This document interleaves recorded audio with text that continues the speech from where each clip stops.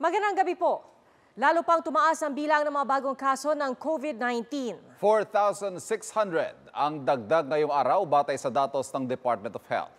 Pinakamataas po ito sa loob ng 70 araw mula sa mahigit 5,000 naitala noong October 24, 2021. 19.6 naman ang positivity rate o may COVID mula sa mga tinest. Ayon sa DOH, 9 na laboratorio ang hindi nakapagsumite ng datos. 2 laboratorio naman ang hindi operational noong December 31. At dahil po dyan, tumaas sa 21,418 ang mga may COVID at nagpapagaling pa. 535 naman ang naitala mga bagong gumaling habang 25 ang bilang ng mga bagong nasawi. Sa kabuuan, 2,851,931 ang mga tinamaan ng COVID sa Pilipinas. Kung titignan ang datos ng DOH, mabilis ang pagtaas ng COVID cases nitong mga nakaraang araw. Mula noong December 28, may mga araw na halos dumodoble ang mga bagong kaso na itatala bawat araw. At ngayong araw po, halos 1,000 naman ang itinaas ng mga bagong kaso mula sa 3,617 na naitala kahapon. Samantala mga kapuso, kapapasok lang po na balita, suspended muna ang face-to-face classes sa mga paaralang nagsasagawa nito sa Metro Manila. At simula po yan bukas, January 3. Ayon sa MMDA, automatic ang suspension ng face-to-face classes sa ilalim ng Alert Level 3 na ipapatupad sa Metro Manila hanggang sa January 15. Umaapila rin ang Metro Manila Mayors at ang DepEd sa mga magulang na siguruhing mananatili ang mga bata sa kanilang mga tahanan. Samantala, sa pagsalubong po sa 2022, marami pa rin napuruhan ng mga paputok. Mas mataas kaysa noong isang taon batay sa datos ng Health Department. At kahit bawal na bawal, may 18 kaso pa rin ng mga nagpaputok ng baril. Nakatutok si Jonathan Andal.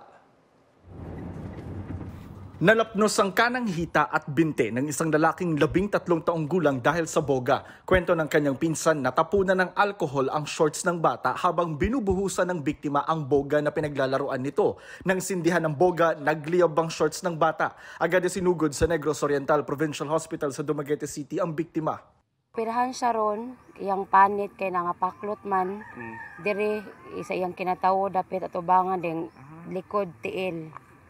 Nya baling hapdusa pod, nya murag na puti naman to unod na goy makita. Amo ba? Unsa po doktor? Kuan second degree burn man to so gi-admit gud siya dayon. Palagi naman kaming nag-advise sa mga kabarangayan, yung mga barangay official para maiwasan yung mga aksidenteng tulad na yan. May 2 iba pang firecracker-related incident sa probinsya sa pagsalubong sa bagong taon ayon sa DOH Negros Oriental. Ang isa ay naputukan ng triangle at ang isa naman ay 2 taong gulang na lalaking naputukan ng kwitis. Sa Bicol Region, hindi bababa sa 7 ang naitalang nasugatan dahil sa pagsalubong sa bagong taon. Kabilang riyan ang isang batang lalaki sa Albay na nasugatan ng talampakan matapos makaapak ng 5-star sa Legazpi City. Nakakonfine siya sa ospital. Wala naman pong kailangan i-amputate sa kanya, pero siya po ay naka-confine sa ospital. Sa Bulacan, isa namang lalaki ang nasugatan sa itaas na bahagi ng kanyang mata matapos masabugan ng fountain. Ayon sa DOH, 153 ang fireworks-related injuries na naitala as of 6 a.m. kanina. Mas mataas ito ng 32% kaysa noong 2020 pero 61% naman na mas mababa kaysa sa 5-year average. Karamihan sa mga nagtamo ng fireworks-related injury ay mga lalaki at nasa 2 hanggang 74 na taong gulang ang edad ng mga biktima. Marami sa mga nasugatan tinamaan sa kamay at mata. May ilan na kinailangan putulan ng parte ng katawan dahil sa tindi ng tinamong sugat. Karamihan sa mga naputukan, mga napadaan lang o nakatambay, habang ang iba humawak mismo ng paputok. Karamihan din sa mga nasugatan ay dahil sa kwitis. Sa ulat naman ng PNP Firearms and Explosives Office, hindi bababa sa 18 kaso ng illegal discharge of firearms ang naitala. Karamihan mga sibilyang nagpaputok ng baril. Pero meron ding naitalang 2 sundalo mula sa Region 4B ang nagpaputok kung saan isa ang namatay. Hindi naman bababa sa 4 na ligaw na bala ang naitala ng PNP. Isa rito tumama sa ulo ng isang tao. We have recorded 1 injury, stray bullet in Batangas. So sa ulo po siya tinamaan and now he is in the hospital. Meron ding isang ginang sa Sinait, Ilocos Sur na nasugatan matapos tamaan ng ligaw na bala habang nanonood ng TV noong bisperas ng bagong taon. Maayos naman ang kalagayan ng biktima at patuloy ang investigasyon ng mga otoridad. Jonathan Andal, Nakatutok, 24 Oras. Umakyat na sa 407 ang napaulat na namatay dahil sa bagyong Odette. Bukod sa mga residente, bumabangon din ang mga negosyong pinadapa ng bagyo. Mula sa Siargao, nakatutok live si Nico Wahe. Nico. Ivan, tama ka dyan. Bukod nga dun sa mga residente, higit ding naapektuhan ng mga negosyo dito sa Siargao Island matapos manalasa ng bagyong Odette. Marami sa kanila kabubukas pa lang at halos nagsisimula pa lang.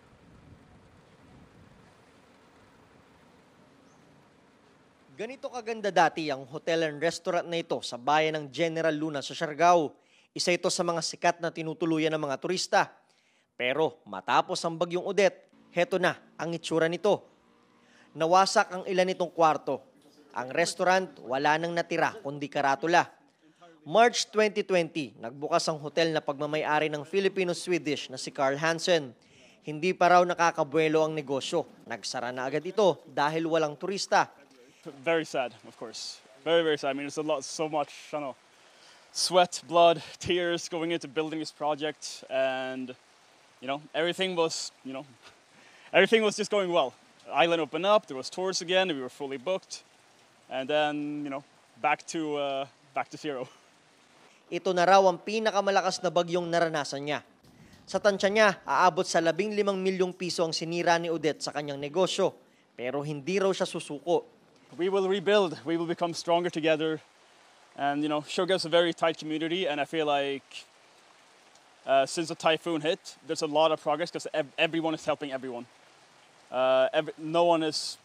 People here aren't very selfish. Ganyan din ang kinahinatnan ng iba pang establishmento rito. Nandito ako sa Tourism Road sa bayan ng General Luna dito sa Siargao Island. Itong kahabaang ito makikita yung mga sikat na kainan, hotel accommodations na talagang dinarayo ng mga turista. Karaniwan, gawa sa pawid, kahoy at plywood ang mga establishmento rito.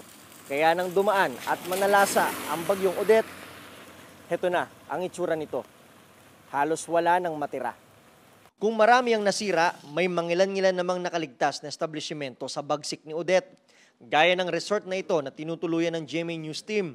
Nananatiling matatag ang mga villa kahit sa tabi ng dagat nakatayo. Sa mga micro, small and medium enterprises naman, may binibigay na 8,000 pesos na gift card ang DTI Siargao del Norte para matulungan silang mag-repair ng mga nasira at makapagsimula ulit. Ang gamit po ng gift card is magagamit po yun ng MSME na pag-purchase. Parang para yung SME may credit payment siya na around 8,000. So, i-consume niya yung 8,000, ibibili niya sa yung mga gamit na kakailanganan niya para makapag-register sa business niya. Pwedeng makapag-swipe yung customer, so doon pwedeng i-purchase yung gift card. Si Rose Lee, isa sa mga gustong mag-apply nito. Nasira kasi ang tindahan niya ng dry goods, nabasa ang mga damit at nabasag ang marami niyang produkto. Kailangan namin ng tulong para magkapagsimula. Mga ina-avail nila ng mga assistance, willing kami mag-apply para pang dagdag ng tulong na makapagsimula kami uli. Ayon sa DTI, mahigit 3,000 na mga naitala nilang nawasak na mga MSME sa buong Siargao. 300 dyan ay nakapag-avail na ng gift card. Karamihan ay mula sa General Luna, Dapa at Del Carmen. Samantala, may 69 na retailers naman, kabilang ilang nasa Surigao del Norte at Butuan ang nahuli ng DTI na overpriced ang mga itinitindang construction at hardware supplies. Nag-issue na sila ng show cause order at letter of inquiry sa mga nahuli. Kinumpis ka rin ang mga tinda nila. Ivan, para sa iba pang MSME na gustong mag-avail ng 8,000 pesos gift card ng DTI, pwede silang tumawag kay Mr. Olimar Sulapas sa numerong 0909-632-9627. Ulitin ko lang, 0909-632-9627 para masama sila sa profiling para sa bagong batch ng ayuda. Kailangan lang ay yung mga requirement gaya ng DTI permit, mayor's permit, at kung walang mayor's permit, pwede na yung barangay business permit. Ivan? Nico, kumustahin ko lang pangkalahatang sitwasyon dyan sa isla. Naibalik na ba ang serbisyo ng basic utilities, tubig, kuryente, telco, yung transportasyon, na access na ba yung lahat ng punto o lahat ng area ng isla? Ivan, sa tubig, meron naman tayong nagagamit na tubig dito mula sa mga gripo, pero nag-iingat tayo dahil nga mataas ang kaso ng diarrhea. Dun sa mga telecommunications naman, medyo panaka-naka yung signal. May mga spot lang na mayroong signal, fluctuating kumbaga. Sa mga sa supply ng kuryente, wala rin halos. Doon sa tinutuluyan nating hotel, gumagamit pa rin kami hanggang ngayon ng generator set na gumagana lang tuwing alas 5 ng hapon hanggang madaling araw. Ivan? Maraming salamat. Ingat kayo dyan. Nico Wahe. Inanunsyo po ng Department of Transportation na magsasagawa sila ng random antigen testing sa mga pasahero ng rail lines. Pero gagawin lang po ito sa mga papayag o di kaya mag-volunteer. At ito po ay para masukat nila kung kailangan magpatupad ng mga karagdagang hakbang para maiwasan ang pagkalat ng COVID. Samantala, bukod po dun sa mga namasyal, marami rin ang nagsimba ngayong araw sa Metro Manila. Pabor naman kaya sila na ibalik sa Alert Level 3 ang NCR bukas dahil sa paglobo muli ng mga COVID cases. Yan ang tinutuka ni Mav Gonzalez. Maraming tao sa mga simbahan at pasyalan sa unang Sunday ng 2022. Sa Manila Cathedral, para masunod ang social distancing, may mga marker ng mga pwedeng tayuan ng mga nagsisimba na nasa labas ng simbahan. Natatakot din daw sila sa gitna ng pagtaas ng COVID cases sa Metro Manila. Sinisiguro na lang daw nila na sumusunod sila sa minimum public health standards. Siyempre natatakot pero kailangan kasi unang taon, kailangan na may magsimba pero yun na nga, kasama na yung pag-iingat dun. Iwas kami sa yung talagang, kunwari nito, maraming tao, huwag siya naman dikit-dikit, baga nakasiparit kami sa isang lugar. Sinusulit na rin po dahil matatapos na yung bakasyon. Iba yung pag-iingat na lang, halimbawa face mask, tapos sanitation, frequent sanitation, tsaka dasal din po talaga. Umaalis ako pag maraming tao nagka-crowd. Sa Quiapo, halos dikit-dikit ang tao sa kalsada. May iba pa na may kasamang bata at hindi pa naka-face mask. Wala namang masyadong tao sa Rizal Park. Maayos rin ang pila ng mga gustong mamasyal. May mga mangilan-ngilan din nagja-jogging sa Ross Boulevard at sa CCP Complex sa Maynila kanina. May mga sumilip din sa Dolomite Beach na sa ngayon ay sarado. Ang ilan naming nakausap, pabor naman sa muling pagsasailalim ng NCR sa Alert Level 3. Dapat ibalik sa alert level dahil para maiwasan yung ating pagtaas ng COVID. Alcohol, tapos mask din minsan. Kahit labas ka nang bibili ng mga pagkain, kailangan lalabas, nagmamas po. Mav Gonzalez, Nakatutok, 24 Oras. Magsasagawa ng preliminary investigation ng Department of Justice kung may maghahain ng reklamo kaugnay ng babaeng lumabag sa quarantine protocols. Ayon po yan kay Justice Secretary Menardo Guevara. Nakahanda rin daw tumulong ang National Bureau of Investigation kung kakailanganin. Ang Berjaya Makati Hotel humingi ng paumanhin sa kabiguan daw nilang pigilan ang isa nilang guest na tinakasan ng quarantine. Kinumpirma nilang lumabas ang kanilang guest bago pa man ito i-test. Dumalo sa isang party at kalaunay nagpositibo sa COVID-19. Unang pagkakataon daw ito nangyari sa kanila at sisiguruhin daw nilang ito na rin ang huli. Nakipagtulungan daw sila sa mga isinasagawang investigasyon. Sinabi rin ng pamunuan ng hotel na mahigpit silang sumusunod sa mga panuntunan ng gobyerno para maiwasan ang pagkalat ng COVID-19. Ang DOH naman nakiusap sa mga close contact ng babae na makipag-ugnayan sa mga contact tracer. Sa ngayon, naka-isolate pa rin ang babae. Natanggap na rin ng Philippine Genome Center ang sample at inaasahang lalabas ang resulta nito bukas o sa Lunes. Patay ang isang lalaki habang sugatan ng isa pa matapos pagbabarilin ng sinitang kapitbahay sa Ilocos Sur. Ayon sa San Esteban Police, nag-ingay gamit ang kanyang motorsiklo ang suspect na si Eli Vidal. Pinagsabihan siya ng mga biktima pero nagalit daw ang suspect at dito na niya pinagbabaril ang mga sumita sa kanya. Dead on arrival sa ospital ang biktimang si Jimmy Cabus na nagtamo ng tama ng bala sa iba't ibang bahagi ng katawan. Sugat naman sa kamay ang tinamo ng kanyang pamangking si Henry Cabus Jr. Tumakas pa ang suspect pero kalaunay sumuko sa pulisya.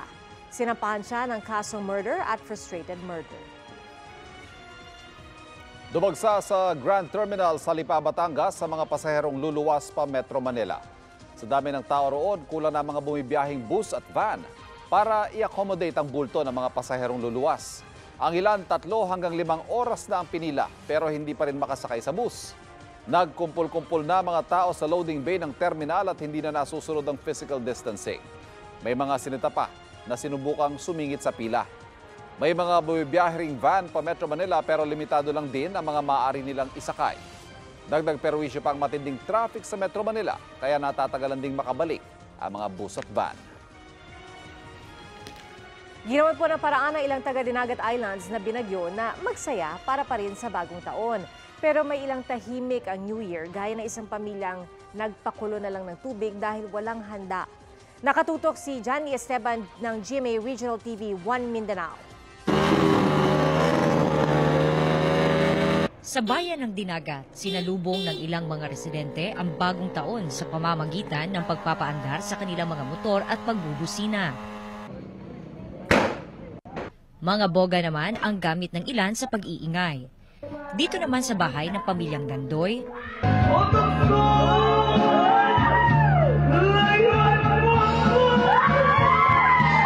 nagtipon ang mga kapitbahay upang magvideoke dahil may generator. Anila, kahit sa simpleng selebrasyon ay malilimutan ang mapait na karanasan sa bagyo. Kahit ganito lang nangyari sa amin na kami kay Odette, at least bumangon kami. Kaya namin bumangon ngayon. Andito kami, happy kami para enjoy namin ang New Year namin. Maulan ang pagsalubong sa bagong taon ng mga residente rito at dahil nasira ang mga bahay dulot ng bagyo, pinagtagpi-tagping plywood, mga kahoy at trapal ang nagsilbing proteksyon sa malamig na panahon. Dahil walang handa, nag-init na lang ng tubig ang pamilya ni Gretchen. Wala ring pang medianoche ang pamilya ni Angelisa, tanging 2 kilong bigas lang ang meron sila na ipagkakasya nila ng ilang mga araw. Mga tarpaulin na lang ang ginawa nilang bubong dahil nawasak ang kanilang bahay matapos mabagsakan ng puno ng niyog sa kasagsagan ng bagyong Odette. Patuloy din ang panawagan ng tulong ng mga residente. Sana po matulungan sa kami na wala kaming bahay. Panawagan ako si Auntie Indit Garcia na magpatabang ako kay wala na may balay. Pinatumba man ng bagyo ang kanilang mga bahay pero hindi ang kanilang pag-asa at matibay na pananampalataya. John D. Esteban, nakatutok 24 oras. 2 years old na ang anak ni Solen Yusaf at Nico Bolsico na si Tilan Katana. Kasabay ng pag-ring-in ng Yusaf Bolsico family sa New Year ang pag-celebrate ng second birthday ni Tilly sa France. Kasama rin nila roon ang kanilang family at friends. Sabi ni Solen, best of her life ang nakalipas na 2 taon dahil kay Tilly. Message naman ni Nico sa anak, keep smiling, stay humble and kind, at be yourself. Lagi raw niyang poprotektahan si Tilly at wala raw siyang kinakatakutan, maliban na lang kay Solen. Happy birthday, Tilly! Balikban sa paghihigpit ang Metro Manila, ang sabi ng isang grupo ng mga negosyante, nakapaghanda na raw sila yung ilang negosyo sa Alert Level 3. At nakatutok live si Von Aquino. Von. Ivan, sinamantala na nga ng ilang magkakaanak ngayong araw ang pamamasyal. Bagay na pabor naman daw sa mga negosyong nakapaghanda naman daw bago ang muling pagpapatupad ng Alert Level 3 sa Metro Manila simula bukas. Bago ang mas mahigpit na Alert Level 3 sa Metro Manila bukas, sa mall na ito sa Taguig City napili ng ilang magkakaanak na pumasyal at magbanding. Para po mabanding po namin yung mga anak ko, mga kaibigan ko, pati yung mga kapitbahay ko kasi yun po ang gusto namin mamasyat. Bagamat ikinalulungkot ng mga negosyante ang pagsasailalim na naman ng Metro Manila sa Alert Level 3, hindi na raw ito sorpresa ayon sa Makati Business Club. Pero nagkaroon naman daw sila ng pagkakataon na mapaghandaan ito. Maraming business ang malakas nitong nakaraang Disyembre dahil nga sa holiday season at yung expectation sana namin ay tuloy-tuloy na ito. Ngunit, Disyembre pa lang, alam na namin na nagsimula na yung Omicron na yan. Naniniwala ang business community na tama ang hakbang na ito. Base siya sa datos at siyensya at advanced pang announcement para may oras at pagkakataon ng mga business at tao para mag-adjust dito. Pero hiling nila mas pabilisin pa ang pagbabakuna ng booster at simulan na rin ang pagbabakuna sa mga 5 to 11 years old.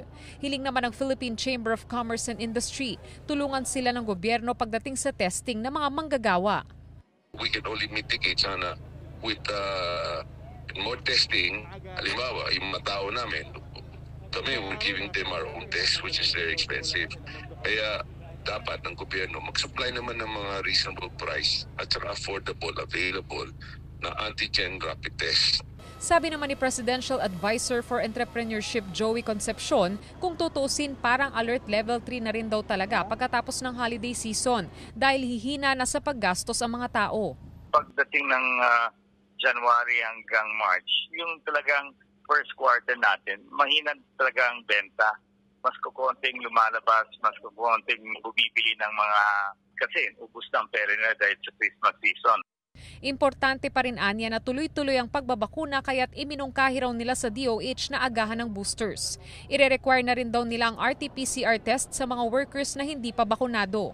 This year, implement natin yung on-site workers na hindi bakunado. Kukuha na sila ng RT-PCR test every 2 weeks. Malaking pera para sa kanila yan. Halos mga 70,000 ang gastos nila kung hindi sila kukuha ng bakuna.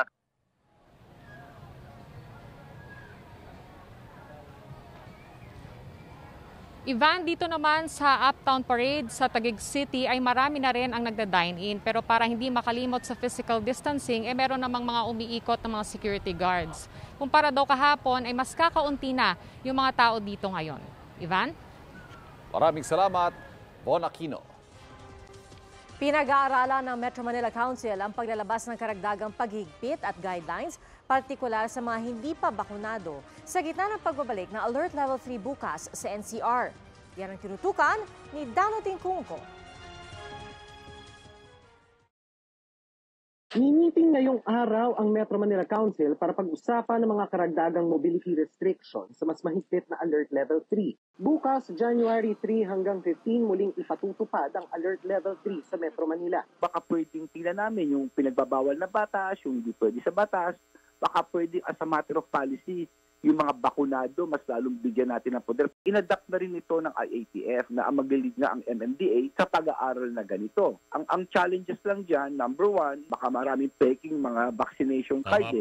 Suportado naman ng Octa Research Team at Philippine College of Physicians ang plano ng Metro Manila Mayors lalo't batay sa datos ng DOH nasa tinatayang 85% ng mga na-ospital at nangangailangan ng mechanical ventilator ang hindi bakunado. If most people are vaccinated and based on other countries' experience, not a lot of hospitalizations.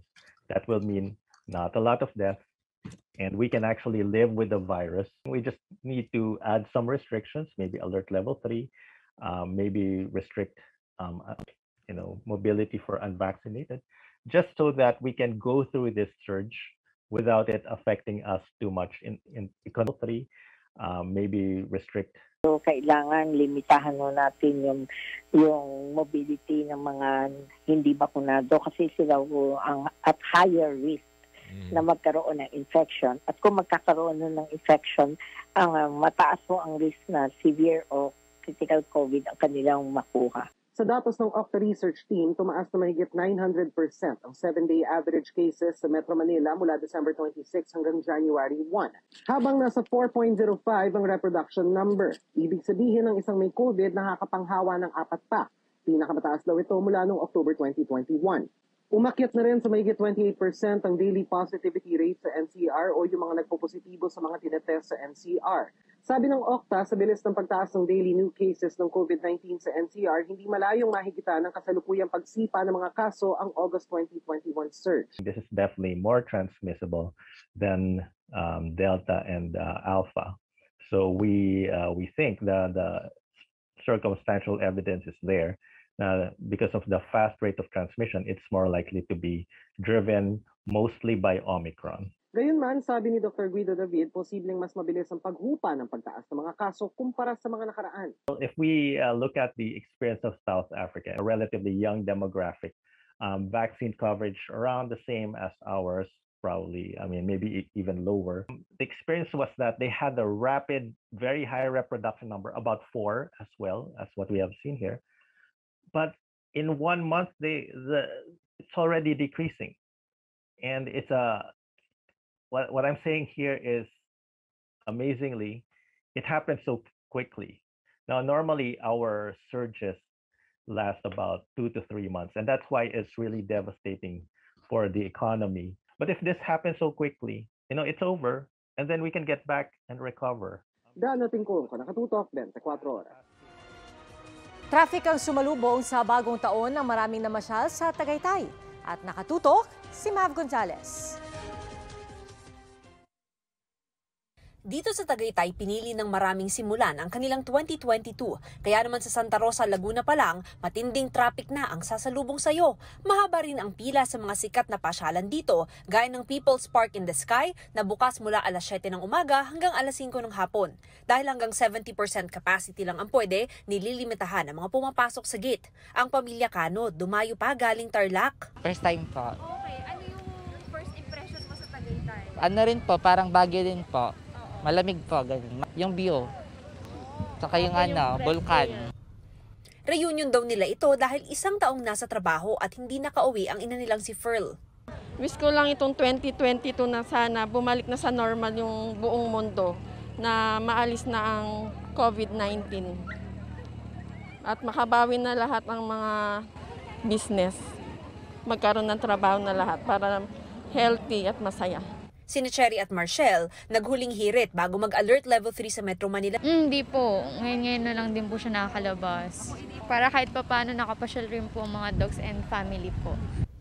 Mahaba ang akyat at nakakahingal talaga pag naka-face mask. Pero pagdating mo naman sa taas, sulit sa ganda ng view. Kaya naman bawat sulok may nagsiselfie. Enjoy rin silang sumakay at magpa-picture sa kabayo.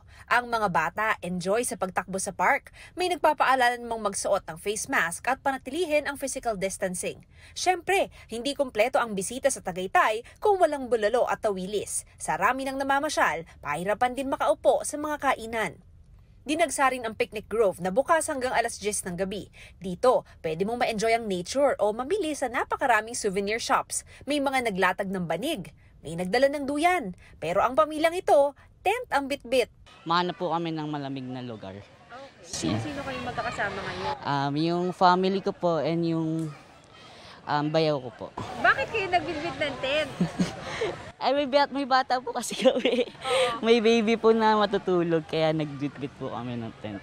Hindi naman daw alintana ng mga namamasalang Omicron variant at pagdami ulit ng mga kaso ng COVID-19. Naka-private car naman po kami, saka yung mga naka-vaccine na po kami lahat. Pero si Lola Lucila, nagulat daw nang makitang ganito karami ang tao. Hindi ko akalain na ganito karami ang tao nung nagpupunta kami dito nung walang pandemic pa. Kokonti lang. Pero ngayon napakarami. Grabe. Parang ayaw ko na nga bumaba sa sasakyan namin. Gayunman, enjoyin na lang daw nila dahil unang beses nilang lumabas na pamilya mula nang magkapandemya. Mav Gonzalez, nakatutok, 24 oras.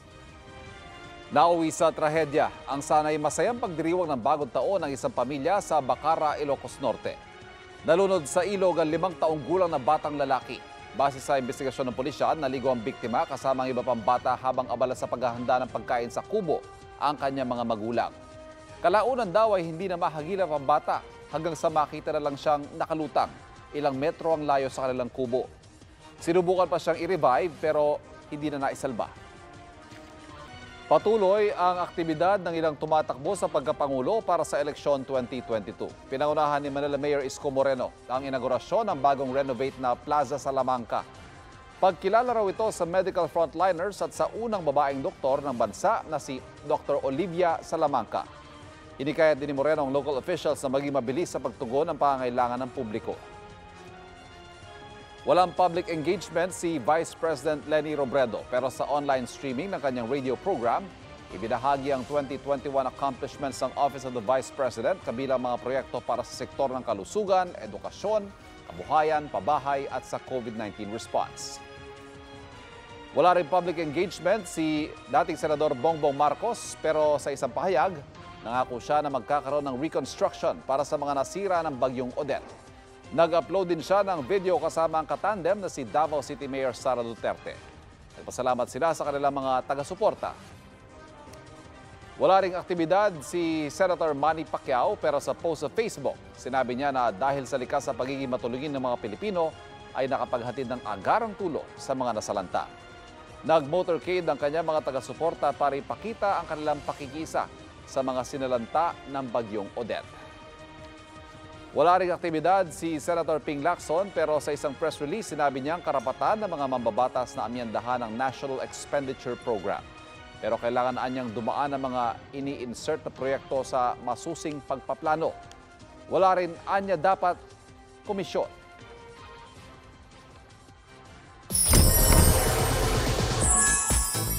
Winwin Marquez is having a baby girl.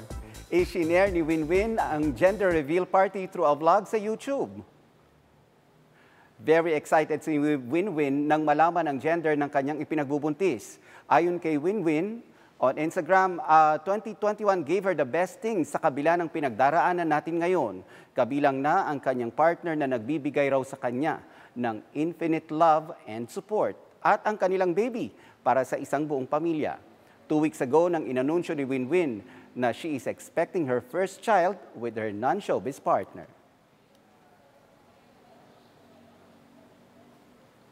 Thank you, Nelson. Salamat, Nelson. Thank you, Nelson. At isa naman po sa mga patok na laro sa mga gathering nitong holiday season, ang Roll to Win Money Game. Isang fur mom ang naka-instant jackpot sa larong ito sa tulong ng kanyang fur pet. Ang siste kasi ng laro, ang price, depende kung saan tumigil ang pinagulong na gamit. At sa unang try ng fur mom na ito, hindi huminto yung bola sa mga nakahilerang pera. Pero sa second roll, to the rescue ang kanyang pet na si Mocha. Kinuha ni Mocha ang bola, sakto nang tumapat ito sa 500 pesos. Kaya, ayan, instant winner sila ng jackpot prize. Ang sabi ng mga nakapanood ng video, the dog understood the assignment. Mga kapuso, sabi nga po nila, madaling makahanap ng makakapagpasaya sa mga bata o yung mga simple joys. Para-paraan. Ayan, may dalawang batang magpinsan na patok ngayon online dahil sa kanilang improvised pampaingay.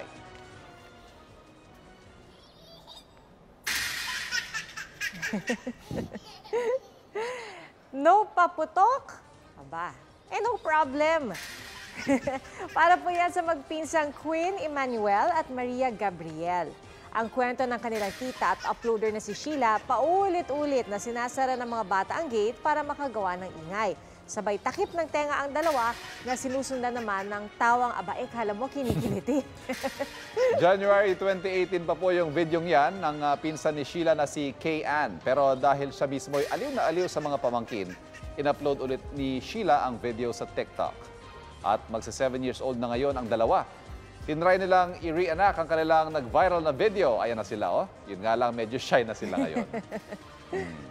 At yan po ang mga balitang ating tinutukan ngayong weekend mula sa Tahanan ng Katotohanan. Ako po si PR Kanghel. Ako po si Ivan Mayrina. Ito ang GMA. Walang kinikilingan, walang pinoprotektahan. Walang kasinungalingan. Serbisyong totoo lamang. At dahil di natutulog ang balita, nakatutok kami 24 oras. Magandang balita mga kapuso. Kahit ano pa man ang oras, mapapanood ang 24 oras weekend at iba pang newscast sa youtube.com/GMA News. I-click lamang ang subscribe button. Sa mga kapuso abroad, maaari po kaming masubaybayan sa GMA Pinoy TV at www.gmanews.tv.